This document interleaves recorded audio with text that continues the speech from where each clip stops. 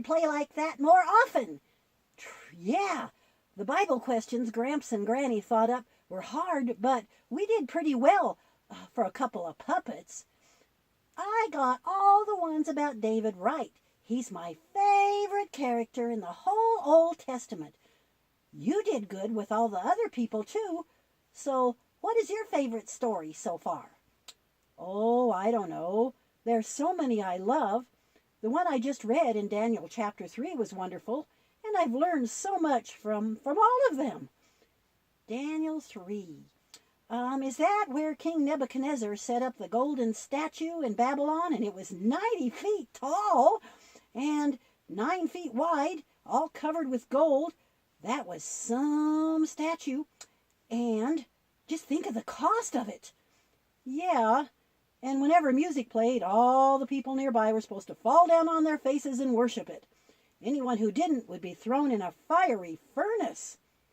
Whoa, that old Nebuchadnezzar didn't mess around, did he?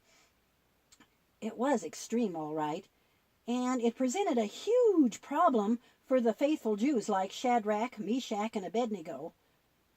Just 3? Well, where was Daniel in this story? Well, we don't know. He's not mentioned in this chapter. Maybe his work kept him away from where the statue was set up or something.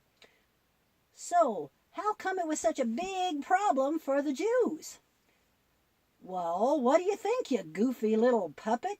Does the one true God, the God of Israel, allow his children to worship idols? Oh, I see. What's so funny? Well, I was picturing ancient Babylon, giant statue, music playing, and everyone falls on the ground except these 3 guys still standing there looking around. I'll bet that was funny. Well, until some people who didn't like the Jews told Nebuchadnezzar about it. Somebody tattled on him? Rotten tattletales. The king was furious. He summoned the 3 men and asked if the report was true. He tried to give them another chance. The music would play, and he said, if you are ready to fall down and worship the image that I made, good. But if you do not worship it, you will be thrown immediately into the burning furnace. He asked, then what God will be able to rescue you from my hand? Oh, my. What could they do? They had to bow down. Oh, no, they didn't. They answered, O Nebuchadnezzar, we do not need to defend ourselves before you in this matter.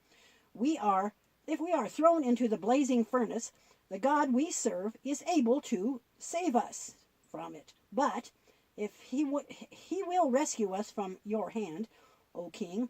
But even if he does not, we want you to know, O king, that we will not serve your gods, or we will not bow down to the image of gold that you have set up. Wow, that's the bravest thing I've ever heard. Yes, it was brave. But, Noah, think about it. It was also the wise and right thing to say.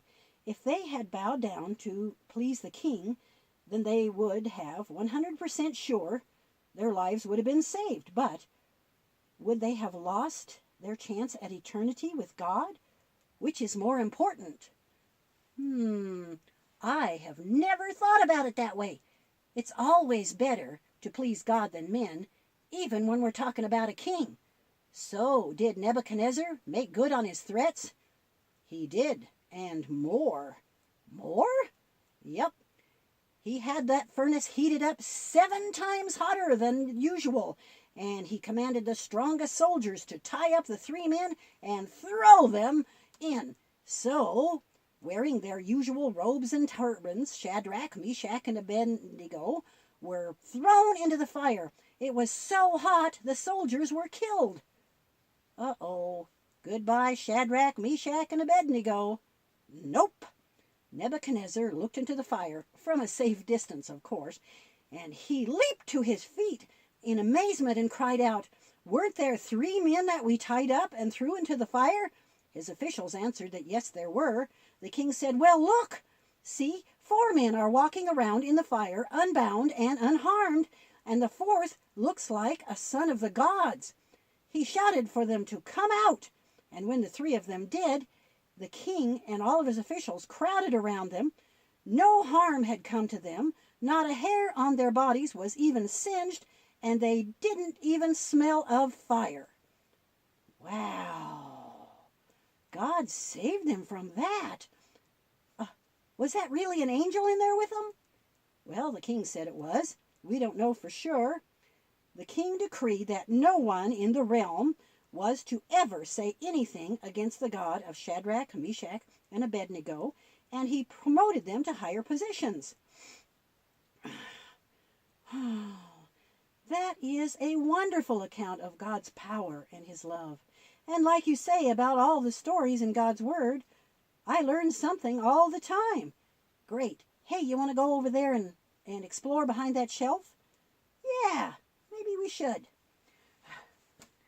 Shadrach, Meshach, Abednego, Abednego, Abednego. They bowed down to the Lord above, and they worshipped him alone. The king had them thrown in flames of fire, flames of fire, flames of fire. The king had them thrown into flames of fire, 'cause they worshipped God alone. God sent his angel to rescue them, rescue them, rescue them. God sent an angel to rescue them, and they were not harmed at all. The king said, praise be to their God, to their God, to their God. The king said, praise be to their God, he saved them from the flames.